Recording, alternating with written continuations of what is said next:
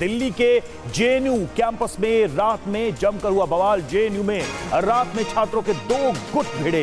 ABVP left NSUI समर्थकों में झड़प। आपसी झड़प में कई स्टूडेंट्स घायल हुए। घायल छात्रों को अस्पताल पहुंचाया गया।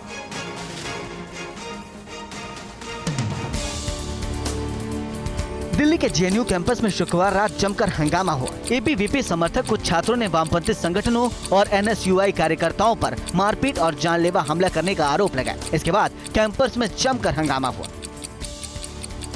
पीड़ित छात्रों का आरोप है कि बिना कोरम पूरा किए जनरल बॉडी इलेक्शन की मीटिंग बुलाई गई थी। इसका विरोध करने पर ढपली और स्टील की रॉड लेकर हमला किया गया। इस हमले में दिव्यांग छात्र समेत कई छात्राएं भी घायल हो गयी, जिन्हें इलाज के लिए अस्पताल में पहुँचाया गया है।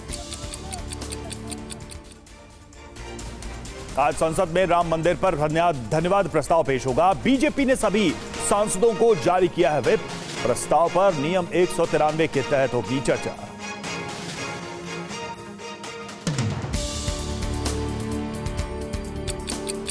आज बजट सत्र का आखिरी दिन है। आज सरकार संसद के दोनों सदनों में राम मंदिर पर धन्यवाद प्रस्ताव पेश करेगी। बीजेपी ने लोकसभा और राज्यसभा के अपने सांसदों को व्हिप भी जारी किया है। राम मंदिर पर जो प्रस्ताव लाया जाएगा उसमें मंदिर निर्माण के लिए पीएम मोदी का अभिनंदन होगा। इसके साथ ही प्रस्ताव में राम मंदिर को भारत, भारतीयता, श्रेष्ठ भारत और प्राचीन संस्कृति का प्रतीक बताया जाएगा। लोकसभा में नियम 193 के तहत इस पर चर्चा होगी। बीजेपी सांसद सत्यपाल सिंह इसे लोकसभा में पेश करेंगे। पीएम मोदी का आज लोकसभा में संबोधन दोपहर करीब 3:30 बजे पीएम लोकसभा में बोलेंगे। राम मंदिर के प्रस्ताव पर बोल सकते हैं पीएम। यूपीए सरकार पर लाए श्वेत पत्र पर भी पीएम रख सकते हैं अपनी बात।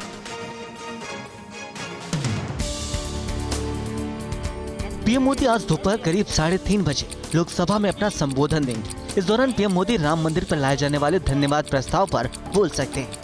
साथ ही पीएम यूपीए सरकार के समय लाए गए आर्थिक फैसलों पर लगाए गए श्वेत पत्र पर भी अपनी बात रख सकते हैं। मौजूदा सरकार के इस कार्यकाल का ये आखिरी संसद सत्र है। आज इस सत्र का समापन होगा। माना जा रहा है कि पीएम के संबोधन के साथ ही संसद सत्र का समापन हो सकता है। चुनाव में जाने से पहले आज लोकसभा में होने वाले पीएम मोदी का ये संबोधन काफी अहम माना जा रहा है। शुक्रवार को पीएम मोदी ने संसद की कैंटीन में 8 सांसदों के साथ लंच किया। इसमें बीजेपी के अलावा अन्य पार्टियों के सांसद भी शामिल हुए। प्रधानमंत्री नरेंद्र मोदी शुक्रवार को 8 सांसदों के साथ संसद की कैंटीन में लंच करने पहुंचे। इन सांसदों में बीजेपी के एल मुरुगन, जामयांग शेरिंग, पगनून कोनियक और हिना गावित शामिल थे, जबकि आरएसपी सांसद एनके प्रेमचंद, बीजेडी सांसद शशमीत पात्रा, टीडीपी सांसद राम मोहन नायडू और बीएसपी सांसद रितेश पांडे शामिल थे। इस औपचारिक लंच का न्योता पीएम ने सभी सांसदों को दिया था। लंच के बाद सांसदों ने बताया कि पीएम के साथ उनकी कई मुद्दों पर चर्चा हुई। एक सांसद के पूछने पर पीएम ने अपने अचानक लाहौर जाने की कहानी भी सुनाई। बात बिहार की। बिहार में फ्लोर टेस्ट से पहले विधायकों की किस तरह से घेराबंदी शुरू हो गई है, ये रिपोर्ट देखिए। 12 फरवरी को बिहार विधानसभा में होने वाले नीतीश सरकार के फ्लोर टेस्ट से पहले पार्टियां अपने विधायकों की मोर्चाबंदी में लगी हुई हैं। जेडीयू अपने विधायकों के लिए भोज का आयोजन कर रही ताकि सभी विधायकों को एकजुट रखा जा सके। वहीं आरजेडी भी हर दिन विधायकों को 5 सर्कुलर रोड पर बुला रही है। इधर कांग्रेस ने अपने विधायकों को हैदराबाद शिफ्ट कर दिया है। विधायकों की मोर्चाबंदी के बीच विधानसभा अध्यक्ष पद को लेकर भी खींचातानी चल रही। इस मामले में आरजेडी कोर्ट के अध्यक्ष अवध बिहारी चौधरी इस्तीफा देने को तैयार नहीं है, तो वहीं जेडीयू कोर्ट के महेश्वर हजारी नियमों का हवाला दे रहे हैं। और राहुल की भारत जोड़ो यात्रा अपने तय समय से पहले खत्म हो सकती है, आखिर क्यों, ये रिपोर्ट देखिए। 14 जनवरी को शुरू हुई राहुल गांधी की भारत जोड़ो न्याय यात्रा अपने तय समय से पहले पूरा हो सकता है, क्योंकि राहुल गांधी ये यात्रा तय समय से ज्यादा तेजी से पूरी कर रहे हैं। यात्रा के प्लान के मुताबिक हर दिन 70 किलोमीटर की यात्रा की जानी थी, लेकिन राहुल गांधी हर दिन करीब 100 किलोमीटर की यात्रा कर रहे हैं। ऐसे में जो यात्रा 20 मार्च को मुंबई पहुंचकर खत्म होनी थी, वो करीब 10 दिन पहले यानी 10 मार्च को ही मुंबई पहुंच सकती है। ऐसे में 25 फरवरी के आसपास इंडिया गठबंधन के नेताओं की प्रस्तावित साझा रैली को भी 10 मार्च को शिफ्ट किया जा सकता है। बात हल्द्वानी की। शुक्रवार को हल्द्वानी पहुंचे उत्तराखंड के सीएम पुष्कर सिंह धामी ने दंगे में घायल लोगों और पुलिस कर्मियों से मुलाकात की। गुरुवार को हुई हिंसा के बाद हालातों का जायजा लेने के लिए सीएम पुष्कर सिंह धामी शुक्रवार को हल्द्वानी पहुंचे। सीएम धामी ने प्रभावित क्षेत्रों का दौरा कर हालातों की जानकारी ली। साथ ही हिंसा में घायल हुए लोगों से अस्पताल जाकर मुलाकात की। लोगों से मुलाकात के बाद सीएम धामी ने हमलों में घायल हुए पुलिसकर्मियों से भी अस्पताल जाकर मुलाकात की। सीएम धामी ने सभी पुलिसकर्मियों के साहस की तारीफ की। साथ ही घायल पुलिसकर्मियों की हौसला अफजाई की गई। सीएम ने मीडिया से चर्चा करते हुए दोषियों पर सख्त कार्रवाई की बात कही है। और ज्ञानवापी मामले को लेकर ममता सरकार में मंत्री सिद्दीकुल्लाह चौधरी की अगुवाई में कोलकाता में प्रदर्शन हुआ। साथ ही बंगाल बंद की चेतावनी भी दी गई। ज्ञानवापी मामले को लेकर बरास्ता जमिया उलेमाए हिंद के कार्यकर्ता कोलकाता में सड़क पर उतरे और केंद्र और यूपीए सरकार के खिलाफ प्रदर्शन किया। प्रदर्शन की अगुवाई पश्चिम बंगाल सरकार के कैबिनेट मंत्री सिद्दीकुल्लाह चौधरी ने की। उन्होंने कहा कि अगर हमारी आवाज नहीं सुनी गई तो पूरे बंगाल को बंद किया जाएगा। अगर जोगी बंगाल में ये कहे हम आ रहे हैं, हर जगह विरोध करेंगे, हर जगह। सिद्दीकुल्लाह चौधरी की मांग है कि 800 साल पुरानी मस्जिद में पूजा की इजाजत नहीं दी जानी चाहिए। एनसीपी नेता छगन भुजबल को धमकी भरा खत मिला है, जिसमें उनकी हत्या करने की धमकी दी गई। एनसीपी नेता छगन भुजबल को जान से मारने की धमकी दी गई है। भुजबल को एक धमकी भरा पत्र मिला है, जिसमें भुजबल को सुपारी देकर हत्या करने की बात कही गई है। भुजबल के दफ्तर की तरफ से इसकी जानकारी पुलिस को दी गई। इस पत्र के बाद नासिक पुलिस अलर्ट हो गई। पुलिस मामले की जांच कर रही है। इस बीच एहतियातन भुजबल की सुरक्षा बढ़ा दी गई। आपको बता दें कि इसके पहले भी भुजबल को धमकी मिल चुकी। भुजबल मराठा आरक्षण विवाद के दौरान ओबीसी आरक्षण के मुद्दे को लेकर आक्रामक रुख दिखा रहे हैं। और एक राष्ट्र एक चुनाव पर बनी कमेटी ने राज्यों के चुनाव आयोग के साथ चर्चा की, जिसका फोकस निकाय चुनाव पर था। वन नेशन वन इलेक्शन पर बनी हाई लेवल कमेटी ने शुक्रवार को स्थानीय निकाय चुनाव कराने वाले राज्यों के चुनाव आयोग के साथ चर्चा की। सभी के साथ एक साथ चुनाव कराने के विषय पर चर्चा की गई। बैठक के बाद इसे लेकर एक आधिकारिक बयान भी जारी किया गया। पिछले साल सितंबर में गठित पूर्व राष्ट्रपति रामनाथ कोविंद की अध्यक्षता वाली समिति को लोकसभा, राज्य विधानसभाओं, नगर पालिकाओं और पंचायतों के लिए एक साथ चुनाव कराने के मुद्दे पर जल्द से जल्द जांच करने और सिफारिश करने का काम सौंपा गया है। और मध्य प्रदेश कोटे से राज्यसभा जाने के लिए एमपी के नेताओं ने दिल्ली की दौड़ लगानी शुरू कर दी। मध्य प्रदेश के पूर्व सीएम कमलनाथ ने शुक्रवार को दिल्ली में सोनिया गांधी से मुलाकात की। खबर है कि कमलनाथ ने खुद के लिए राज्यसभा सीट की मांग की है। मध्य प्रदेश से कांग्रेस को राज्यसभा की एक ही सीट मिलना है। कमलनाथ इसी सीट पर अपना दावा जता रहे हैं, लेकिन खबरों की माने तो कांग्रेस आलाकमान इस सीट से स्थानीय के साथ साथ ओबीसी उम्मीदवारों को राज्यसभा भेजना चाहते हैं। ऐसे में मध्य प्रदेश से राज्यसभा जाने वाले लिस्ट में पूर्व प्रदेश अध्यक्ष अरुण यादव के साथ ही वर्तमान प्रदेश अध्यक्ष जीतू पटवारी का नाम टॉप पर है। पूर्व राष्ट्रपति प्रणब मुखर्जी की बेटी शर्मिष्ठा मुखर्जी ने ट्रोलर्स से परेशान होकर कांग्रेस नेता राहुल गांधी को चिट्ठी लिखी। पूर्व राष्ट्रपति भारत रत्न प्रणब मुखर्जी की बेटी शर्मिष्ठा ने राहुल गांधी के नाम खुला पत्र लिखा है, जिसमें शर्मिष्ठा ने सोशल मीडिया पर खुद को निशाना बनाए जाने की बात कही है। शर्मिष्ठा ने आरोप लगाया है कि उनके एक बयान के बाद कांग्रेस की ट्रोलर्स उन्हें सोशल मीडिया पर निशाना बना रहे हैं। साथ ही कांग्रेस नेता उनके खिलाफ बयानबाजी कर रहे हैं। दरअसल शर्मिष्ठा ने कुछ दिन पहले बयान दिया था कि कांग्रेस को गांधी नेहरू परिवार के नेतृत्व से परे देखना चाहिए। इसे बयान के बाद उन्हें सोशल मीडिया पर निशाना बनाया जा रहा है।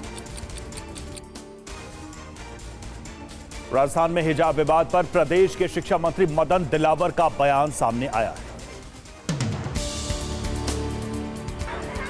राजस्थान में इन दिनों हिजाब का मामला तूल पकड़ रहा है। इस बीच प्रदेश के शिक्षा मंत्री मदन दिलावर ने साफ कहा है कि ये कोई नया नियम नहीं है। स्कूलों में यूनिफॉर्म पहन कर आने का नियम पहले की सरकारों में भी था और आज भी है। इस शिक्षण संस्थाओं में जहां ड्रेस या पोशाक या गणवेश ऐसे अलग अलग जगह पर कुछ कहते हो, वो लागू है ही। उसके अतिरिक्त पहनकर जाना अनुशासनहीनता है। और दिल्ली के नजफगढ़ में सरेआम गोली मारकर हत्या करने की घटना, सैलून में घुसकर बदमाशों ने 2 युवकों को मारी गोली। सीसीटीवी कैमरे में पूरी वारदात कैद हुई है। फुटेज के आधार पर बदमाशों की तलाश की जा रही है। ताबड़तोड़ फायरिंग का ये वीडियो दिल्ली के नजफगढ़ का है, जहां सैलून के अंदर घुसकर बदमाशों ने 2 युवकों को गोली मारकर हत्या कर दी। ये घटना सैलून में लगे सीसीटीवी कैमरे में कैद हो गई। गोलीबारी में जान गंवाने वाले दोनों युवक सोनू और आशीष दोस्त थे और साथ में बाल कटवाने सैलून पहुंचे थे। इस दौरान अचानक हथियार लहराते हुए बदमाश सैलून में दाखिल हुए और दोनों को गोली मारकर फरार हो गए। इस घटना के बाद इलाके में दहशत का माहौल है। पुलिस सीसीटीवी के आधार पर बदमाशों की तलाश कर रही है। और यूपी के बरेली में पथराव के बाद दहशत फैल गई। भारी संख्या में पुलिस बल तैनात कर हालात पर काबू पाया गया। यूपी के बरेली के शामगंज बाजार इलाके में पत्थरबाजी हुई। बताया जा रहा है कि शामगंज में शुक्रवार शाम को हालात उस समय बेकाबू हो गए जब अराजक तत्वों की भीड़ ने कई दुकानों पर पथराव किया और नारेबाजी की। पत्थरबाजी की घटना में कई लोगों को चोट आई है। जो लोगों ने भी ये खुराफात की है उनके खिलाफ कार्रवाई की जा रही है। पता लिख के वैधानिक कार्रवाई कराई जा रही है। पुलिस तैनात है, अभी स्थिति नियंत्रण में है। पूरे इलाके में पुलिस फोर्स को तैनात किया गया है और लोगों से शांति बनाए रखने की अपील की गई है। पुणे के एक अस्पताल में आग लगने की वजह से काफी देर तक अफरा तफरी मची रही। देखिए रिपोर्ट। महाराष्ट्र के पुणे में एक अस्पताल में शुक्रवार को भीषण आग लग गई। अस्पताल में 11वीं मंजिल के डक्ट एरिया में आग लगने से काफी देर तक अफरा तफरी का माहौल बना रहा। धुआं पूरे अस्पताल में भरने की वजह से लोगों को काफी परेशानी हुई। सूचना मिलने पर फायर ब्रिगेड की 4 गाड़ियों ने घंटों की मशक्कत के बाद आग पर काबू पाया। हादसे में किसी की भी हताहत होने की खबर नहीं। पुलिस और फायर ब्रिगेड की टीम आग लगाने के कारणों का पता लगाने में जुटी। जानकारी सामने आई है कि जिस अस्पताल में आग लगी थी वो करीब 100 साल पुराना बताया जा रहा है। और पंजाब के कीनू किसानों ने फसल के साथ डीसी ऑफिस के बाहर सरकार के खिलाफ प्रदर्शन किया। फाजिल्का में किसानों ने किन्नू से भरी ट्रालियों के साथ डीसी ऑफिस के बाहर प्रदर्शन किया। इस दौरान प्रशासन ने जब उन्हें रोकने की कोशिश की तो किसानों ने गोल चौक से लेकर संजीव सिनेमा चौक तक सभी किन्नू से भरी ट्रालियों को सड़क पर पलट दिया और उसके ऊपर ट्रैक्टर चलाकर गुस्से का इजहार किया। प्रदर्शनकारियों ने कहा कि अबोहर में किन्नू की फसल सबसे ज्यादा होती है, लेकिन उन्हें इसका सही भाव नहीं मिल रहा है। उनकी मांग है कि पर्याप्त मात्रा में उनका किन्नू खरीदा जाए और उन्हें इसका सही भाव मिले। एमएनएस चीफ राज ठाकरे ने बाला साहेब ठाकरे को भारत रत्न देने की मांग की है, तो वहीं मायावती ने काशी राम को भारत रत्न देने की मांग की है।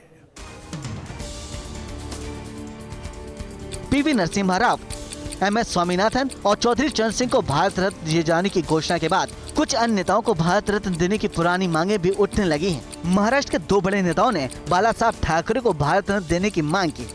एमएनएस चीफ राज ठाकरे ने केंद्र के फैसले का स्वागत किया है। साथ ही बाला साहब ठाकरे को भी भारत रत्न देने की मांग की। वहीं उद्धव गुट के नेता संजय राउत ने भी सरकार के फैसले का स्वागत किया है और बाला साहब ठाकरे और वीर सावरकर को भारत रत्न देने की मांग की है। और साल 2017 में ट्रेन में जन्मे बच्चे ने संसद भवन में केंद्रीय मंत्री अर्जुन राम मेघवाल और प्रहलाद जोशी से मुलाकात। और दूसरा नाम? अपना नाम रेल मंत्री बताने वाले इस बच्चे का जन्म 24 दिसंबर 2017 को झारखंड और पश्चिम बंगाल बॉर्डर के वर्मा स्टेशन पर हुआ था। दीनदयाल ने शुक्रवार को अपनी मां और नाना के साथ केंद्रीय मंत्री प्रहलाद जोशी और अर्जुन राम मेघवाल से संसद में मुलाकात की। केंद्रीय मंत्री मेघवाल ने कहा कि इस बच्चे के जन्म के दिन वो और बीजेपी सांसद सुभाष सरकार ट्रेन में सफर कर रहे थे। बच्चे ने पहली आवाज ट्रेन की सीटी से सुनी थी, इसलिए उसका नाम दीनदयाल रखा गया। और जम्मू कश्मीर में लागू उम्मीद योजना सैकड़ों महिलाओं को गरीबी से बाहर निकालने के साथ ही उन्हें एक सफल कारोबारी बनने में मदद कर रही है। जम्मू कश्मीर में सरकार की उम्मीद योजना ग्रामीण महिलाओं के सपनों को पंख देने वाला साबित हो रही है। ये योजना उन महिलाओं को मदद कर रही है जो आर्थिक रूप से स्वतंत्र होने की इच्छा रखती हैं। योजना के जरिए अखनूर की महिलाएं डिस्पोजल कप, गिलास और प्लेट बनाकर आजीविका कमा रही हैं। हम सरकार का धन्यवाद करना चाहती हूँ कि आपका बहुत बहुत शुक्रिया कि हमें इस स्कीम से इंतलाक करवाया, इस स्कीम से मिलाया। योजना का मकसद महिलाओं की आय में बढ़ोतरी सुनिश्चित करके गरीबी को कम करना है। और पूरे देश में रामलला के दर्शन की होड़ है। जगह जगह से स्पेशल ट्रेन अयोध्या रवाना की जा रही हैं। ऐसी ही एक ट्रेन दिल्ली से अयोध्या जा रही है। रामलला के दर्शन के लिए सांसद और विधायक अपने अपने क्षेत्रों से लोगों को स्पेशल ट्रेन के जरिए अयोध्या भेज रहे हैं। दिल्ली से बीजेपी सांसद मनोज तिवारी ने भी दिल्ली से अयोध्या के लिए एक स्पेशल ट्रेन को हरी झंडी दिखाकर रवाना किया। कुछ लोगों को हम भी भेजने में भूमिका निभाएं। मैं पंजाब के जालंधर रेलवे स्टेशन से भी एक स्पेशल ट्रेन राम भक्तों को लेकर अयोध्या पहुंच रही है।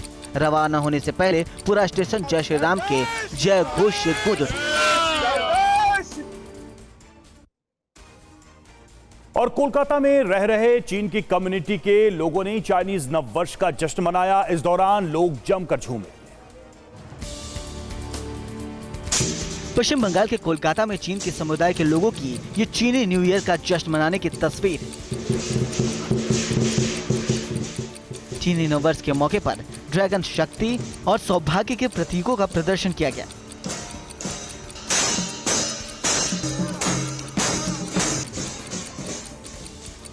इस दौरान लोगों ने पारंपरिक डांस किया, आतिशबाजी कर जश्न मनाया।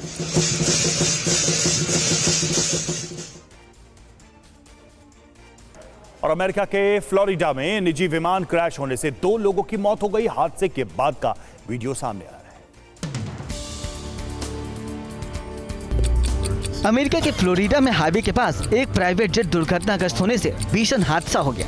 हादसे में 2 लोगों के मारे जाने की खबर है, जबकि 4 लोग घायल हुए हैं। हादसा उस वक्त हुआ जब विमान ओयू से नेपलस जा रही थी।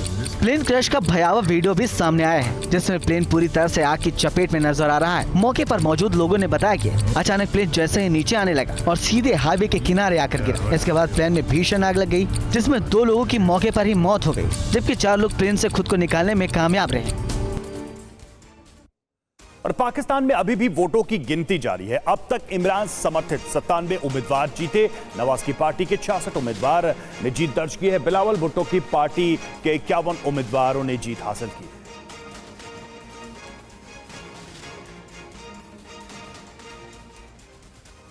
वहीं पाकिस्तान में काउंटिंग के बीच नवाज और इमरान गुट ने अपने अपने दावे पेश किए। सवाल है कि सरकार किसकी बनेगी। पाकिस्तान में चुनाव के 2 दिन बाद भी सस्पेंस बरकरार है कि पाकिस्तान के बागडोर किसके हाथों में होगी। चुनाव जीतकर आने वाले इमरान खान समर्थित निर्दलीय उम्मीदवारों की संख्या सबसे ज्यादा है। इस बीच इमरान समर्थकों ने AI वर्जन वीडियो जारी किया है और देश की जनता को धन्यवाद दिया है। वहीं शुक्रवार शाम नवाज शरीफ भी समर्थकों के बीच आए। उन्होंने चुनाव में PMLN का सबसे बड़ी पार्टी बनकर उभरने का दावा किया और अपने समर्थकों का धन्यवाद दिया। साथ ही जनादेश को स्वीकार करते हुए सरकार बनाने का दावा पेश करने की बात कही। और पाकिस्तान के आम चुनाव में जमकर हिंसा हुई। खैबर पख्तूनख्वा में मतगणना के दौरान हिंसा की तस्वीरें सामने आई। पाकिस्तान में काउंटिंग के दौरान कई जगहों पर हिंसा हुई। तस्वीरें पाकिस्तान के खैबर पख्तूनख्वा के मलकट डिवीजन के शांगला जिले से सामने आई है, जहां चुनाव के दौरान हालात तनावपूर्वक बन गए। नेशनल असेंबली 11 के लिए हो रही मतगणना में धांधली का आरोप लगाकर कुछ लोग भड़क गए और प्रदर्शन किया। गुस्साए प्रदर्शनकारियों ने सरकारी गाड़ियों को आग के हवाले कर दिया। आगजनी का आरोप PTI कार्यकर्ताओं पर लगा। पाकिस्तान में मतगणना के बीच हुई हिंसा में इलेक्शन ड्यूटी पर तैनात 4 पुलिसकर्मियों की मौके पर ही मौत हो गई। ब्रिटेन और अमेरिका ने भी पाकिस्तान चुनाव में हुई हिंसा को लेकर चिंता जाहिर की है और पाकिस्तान से मानवाधिकारों को बनाए रखने की अपील की है। पाकिस्तान में चुनाव और मतदान के दौरान हुई हिंसा को लेकर ब्रिटेन और अमेरिका ने चिंता व्यक्त की है। ब्रिटेन के विदेश सचिव ने पाकिस्तान से मानवाधिकारों को बनाए रखने की अपील की है। वहीं अमेरिकी विदेश विभाग के प्रवक्ता मैथ्यू मिलर ने कहा कि अमेरिका पाकिस्तान में हुई चुनावी हिंसा, मानवाधिकार पर लगाए प्रतिबंध, मीडिया कर्मियों पर हमले, इंटरनेट और संचार सेवाओं पर लगाए गए प्रतिबंधों की निंदा करता है। उन्होंने चुनावी प्रक्रिया में दखल और धोखेबाजी के आरोपों की पूरी जांच करने की मांग की। और बीती रात हिजबुल्लाह ने इजरायल पर ताबड़तोड़ रॉकेट हमले किए। इजरायल ने भी पलटवार किया है।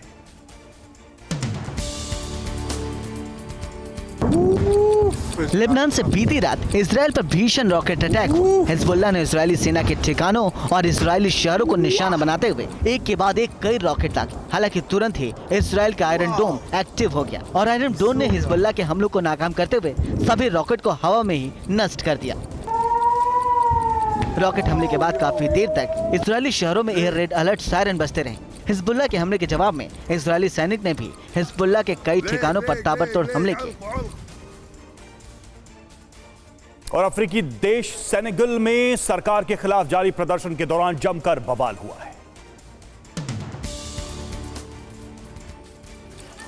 पश्चिम अफ्रीकी देश सेनेगल में इन दिनों जमकर विरोध प्रदर्शन हो रहा है। 25 फरवरी को होने वाले चुनाव को स्थगित करने के राष्ट्रपति मैको साली के फैसले के खिलाफ लोग सड़क पर उतर आए। लोग राष्ट्रपति पर तानाशाही का आरोप लगा रहे हैं। वही विपक्षी उम्मीदवार उसे तख्ता पलट जैसा फैसला बता रहे हैं। शुक्रवार को सेनेगल में पुलिस और प्रदर्शनकारियों के बीच तनाव बढ़ गया। इस दौरान पुलिस ने हवाई फायरिंग की और आंसू गैस के गोले छोड़े। इससे गुस्साए प्रदर्शनकारियों ने सड़क पर आग भी लगा दी।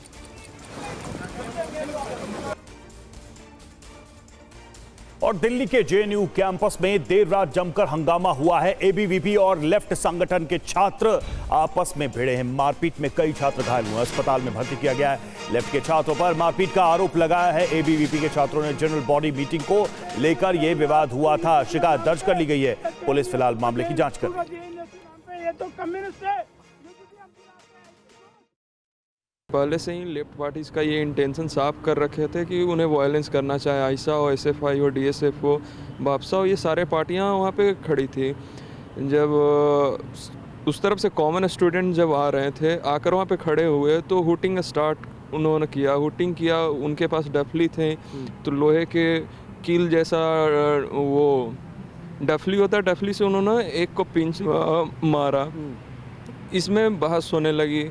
ये लेफ्ट संगठन और बाकी अन्य संगठनों द्वारा एबीवीपी के ऊपर गाली गलौज तथा उनको उकसाने का काम स्टार्ट करके और साथ ही साथ उन्हें धक्का मुक्की करने लगे। उनका बस यही है कैंपस में कि वो केवल और केवल अपना लेफ्ट ओरिएंटेड और लेफ्ट की राजनीति जो बाकी अन्य राज्यों में करते आ रहे हैं, वो जेएनयू और आम छात्रों के बीच में वो थोपना चाहते हैं।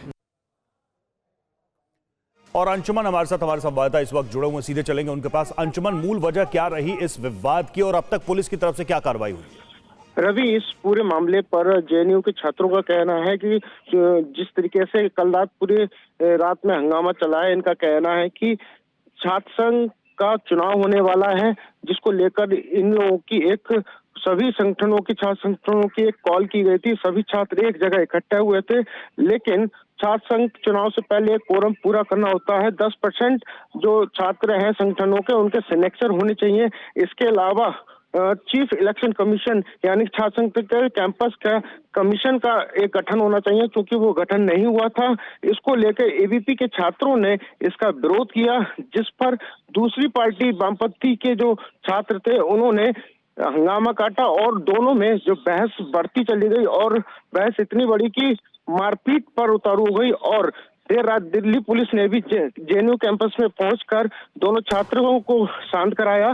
फिलहाल एबीपी के छात्रों की तरफ से जो लोग घायल थे छात्र, उन्होंने दिल्ली पुलिस को एक तहरीर दी है। फिलहाल पुलिस इस पूरे मामले पर जांच कर रही है। शुक्रिया आपका इस अपडेट के लिए। हल्द्वानी हिंसा मामले में 3 एफआईआर दर्ज की गई है। ये बड़ी अपडेट आपको दे दे। 19 नामजद आरोपियों समेत 5000 अज्ञात आरोपियों पर एफआईआर भी दर्ज की गई है। पुलिस ने 50 से ज्यादा संदिग्धों को हिरासत में लिया है। आरोपियों के खिलाफ की जाएगी एनएसए की कार्रवाई।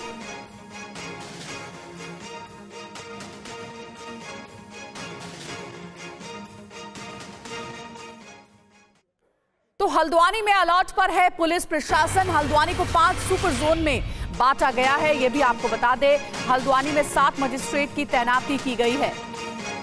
देखिए, हल्द्वानी के हालात को देखते हुए 5 सुपर जोन में बांटकर 7 मजिस्ट्रेट की यहां पर तैनाती की गई है, ताकि सुरक्षा में किसी तरीके की कोई लापरवाही न रह जाए, किसी तरीके की कोई चूक ना हो। 19 लोगों के खिलाफ नामजद एफआईआर भी दर्ज की गई है।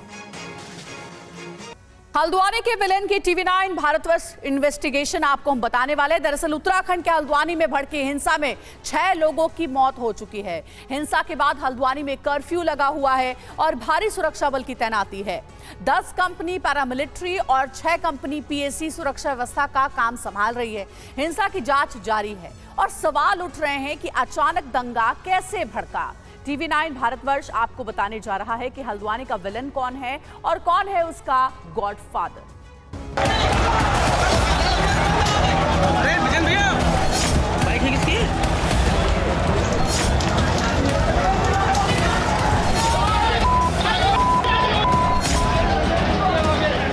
बाहर से जो है फिर उन्होंने आग लगाने की कोशिश करी, पथराव करे, सब कुछ करा। उन्होंने बड़ी मुश्किल से जान बचा के आए हम लोग। तोड़ के वापस आए तो गलियों में चारों तरफ से वो लोग थे और वो लोग ईंट पत्थर ही मार रहे थे, शीशे की बोतल उनसे मार रहे थे। लग रहा था कि हम नहीं बचेंगे करके।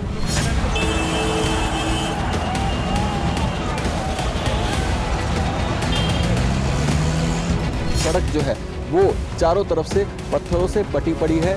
गाड़ियों को यहाँ पर क्षतिग्रस्त किया गया।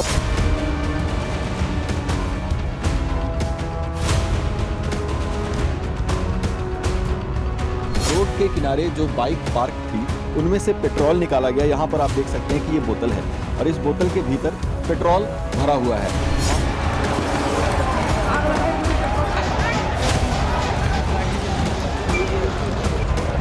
इसमें आप लोग ये देख पा रहे होंगे कि ये जो छतों का क्लोजअप है, इन छतों पे किसी भी प्रकार के 30 तारीख के दौरान कोई पत्थरों की बहुत बड़ी संख्या में मात्रा जमा नहीं दिखाई दे रही। फिर हम भागे, वैसे करके भागे, फिर भी हम पे पेट्रोल फेंके, उन्होंने पेट्रोल के बम फेंके और पिस्टल चला रहे थे। ऊपर से कभी बाहर से कोई बच्चे फेंक रहे थे, कोई शीशे फेंक रहे थे। देख सकते हैं जो कि अस्पताल में एडमिट हैं और उनको काफ़ी बुरी तरीके से चोट लगी है। किसी के पैर में चोट लगी है, किसी के हाथ में चोट लगी है।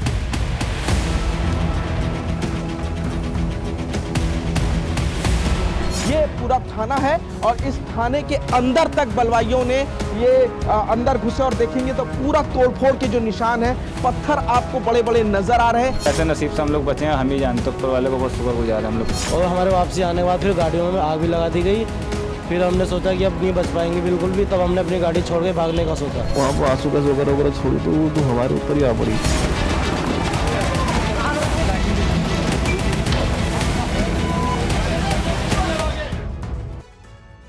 और हल्द्वानी के उपद्रवियों का अपराध है पुलिसकर्मियों पर वार करना, उनकी हत्या का प्रयास करना।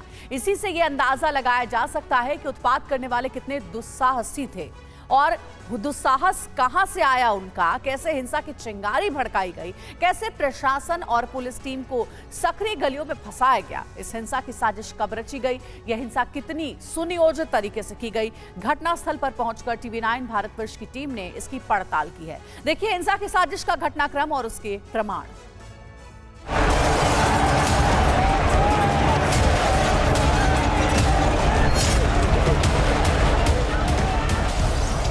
बहुत बड़ी ईंट लगी है मेरी यहाँ। घबरा नहीं, हम एक साथ हैं। हल्द्वानी में हिंसा की चिंगारी अचानक फूटी या सुनिश्चित तरीके से हिंसा भड़काई गई।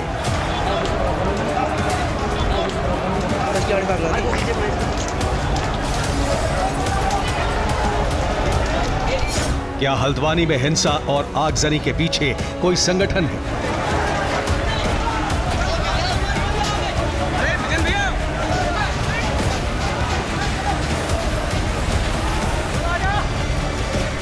हल्द्वानी के बनभूलपुरा में हिंसा की चिंगारी आखिर कैसे भड़की?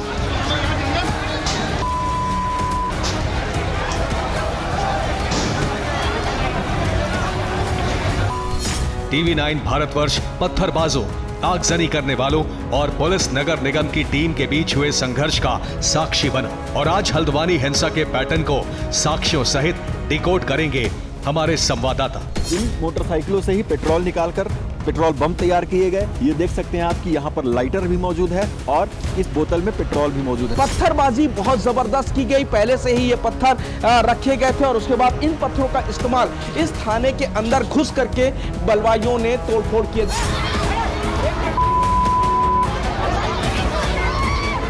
हल्द्वानी में उत्पात 8 फरवरी की शाम को शुरू हुआ।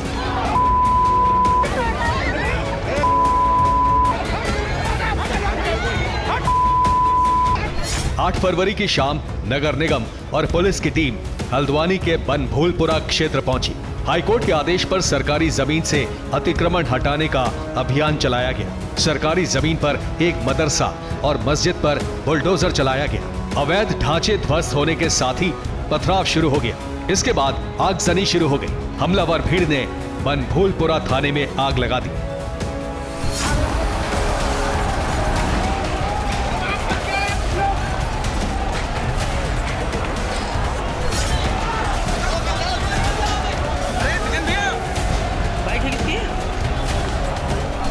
ये 8 फरवरी को हल्द्वानी के बनभूलपुरा क्षेत्र में हुए घटनाक्रम का ब्यौरा है, जिसके निशान अभी भी दीवारों पर, सड़कों पर नजर आ रहे हैं।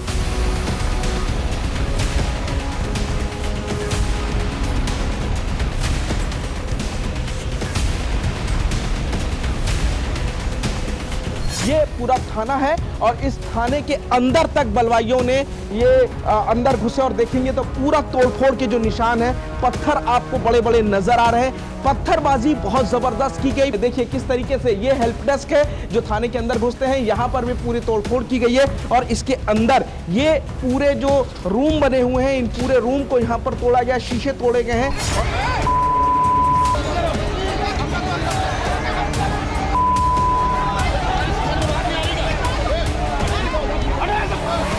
दंगे भड़कते नहीं, भड़काए जाते हैं और हल्द्वानी नैनीताल प्रशासन का भी यही कहना है।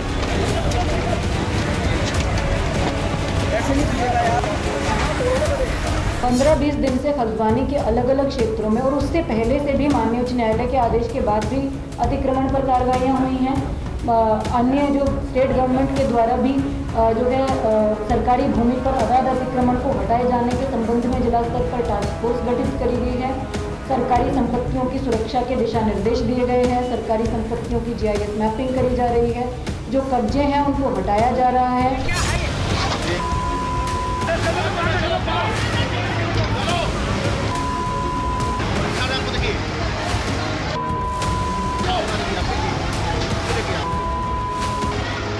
अतिक्रमण हटाने का अभियान पहले से चल रहा था।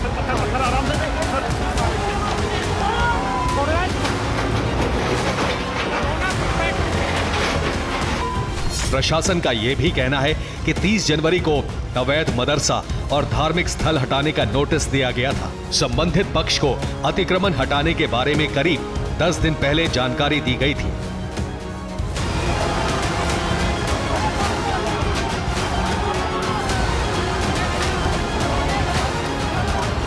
यानी संबंधित पक्ष को पहले से जानकारी थी कि सरकारी अमला अवैध निर्माण हटाने आएगा। तो क्या इन 10 दिनों के बीच ही हिंसा की चिंगारी भड़काने की तैयारी की गई?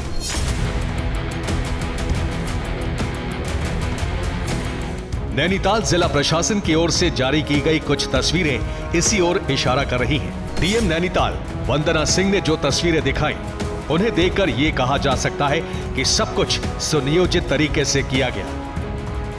ये जो फुटेज ली गई है, ये जब 30 तारीख को नोटिस दिए गए थे इंक्रोचमेंट के लिए, एंटी इंक्रोचमेंट ड्राइव के अंतर्गत, उस समय की फुटेजेस हैं। और इसमें आप लोग ये देख पा रहे होंगे कि ये जो छतों का क्लोजअप है, इन छतों पे किसी भी प्रकार के 30 तारीख के दौरान कोई पत्थरों की बहुत बड़ी संख्या में मात्रा जमा नहीं दिखाई दी गई है। ये 30th जब नोटिस सर्व करे गए थे इस एरिया में जो लीगल इंक्रोचमेंट हैं, उस वक्त की फुटेजेज हैं। इसमें जो छतें आपको दिखाई दे रही हैं वो एम्प्टी हैं, उनमें कोई बड़ी भारी मात्रा में तत्वों का प्रभाव नहीं है। ये बनभूलपुरा क्षेत्र के मकानों की ड्रोन कैमरे से ली गई तस्वीरें हैं। अधिकांश मकानों की छतें खाली हैं, इन पर पत्थरों के ढेर नजर नहीं आ रहे हैं। लेकिन 8 फरवरी की शाम को जिस स्तर पर पथराव हुआ, उससे साफ है कि 10 दिन के भीतर पत्थर जुटाए गए।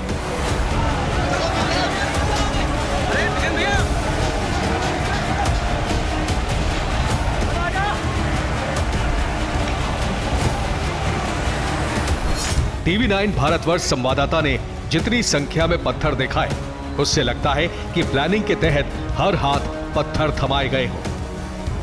सड़कों पर सिर्फ पत्थर पड़े हुए हैं। जिस तरफ नजर आप दौड़ाएंगे उस तरफ आपको पत्थर नजर आएंगे और इन्हीं पत्थरों का इस्तेमाल पुलिस कर्मियों और नगर निगम के कर्मचारियों पर किया गया जब वो लोग यहाँ पर अवैध मदरसा और नमाज स्थल को तोड़ने आए थे। देखेंगे कि इस पूरे इलाके में पुलिसकर्मी इस वक्त तैनात कर दिए गए हैं।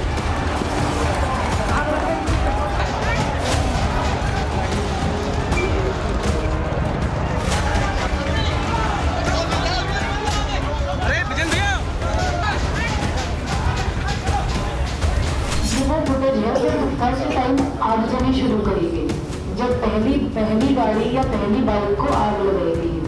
ये उस वक्त की फुटेज है। ये पूरा जो है उस वक्त तक का ड्रोन से वीडियोग्राफी वगैरह करी जा रही थी और ये फर्स्ट टाइम तक कंप्लीटली पीसफुल चल रहा था। ये लगभग डिमोलिशन ड्राइव शुरू होने के आधे घंटे बाद का इमेज है।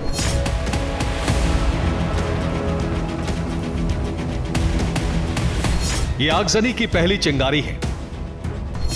उधर बनभूलपुरा के अवैध निर्माण पर उत्तराखंड सरकार का बुलडोजर चल रहा था और ठीक उसी वक्त बनभूलपुरा के उपद्रवियों ने पहले वाहन को आग लगा दी। इस तस्वीर में गलियां खाली दिखाई दे रही हैं, सिर्फ आग की पहली चिंगारी नजर आ रही है।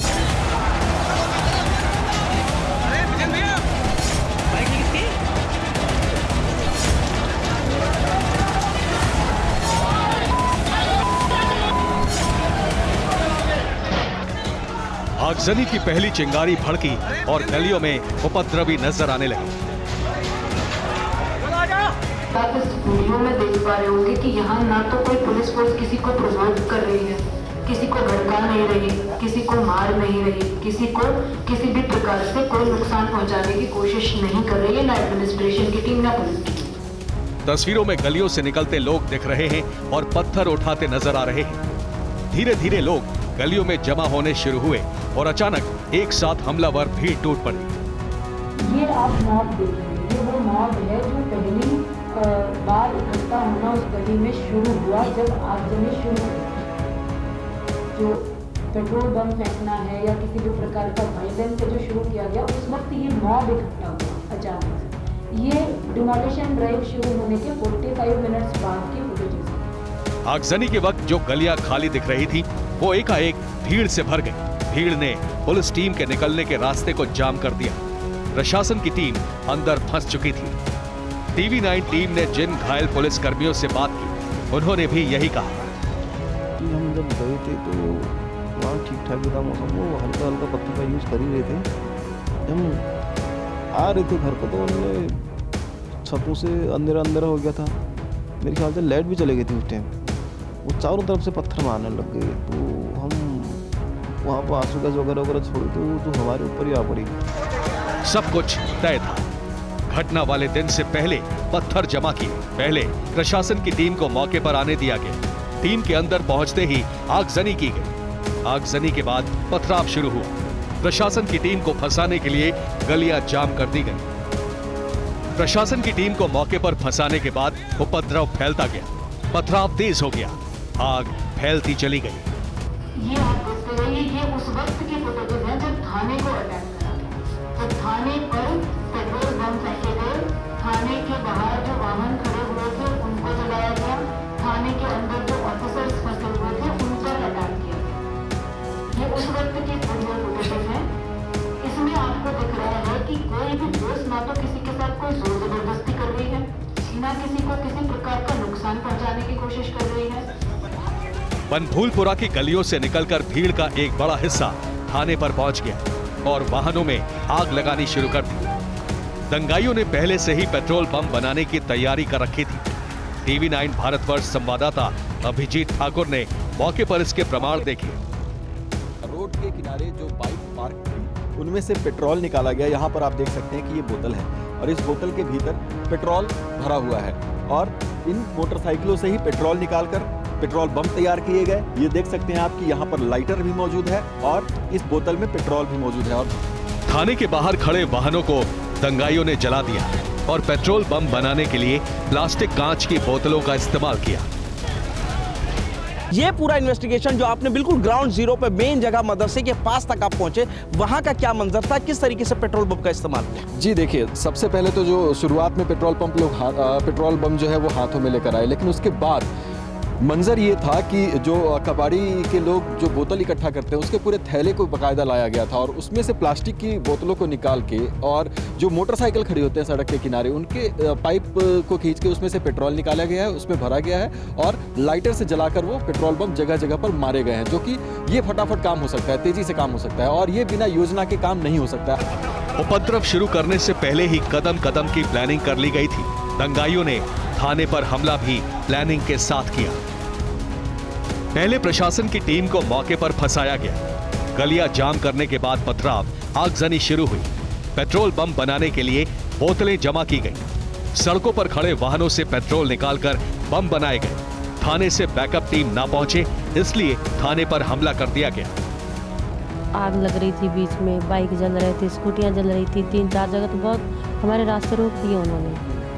रास्ते मेन रोड हमारे रुक गए। फिर आगे बहुत पथराव हो रहा था, बहुत लोग थे वो।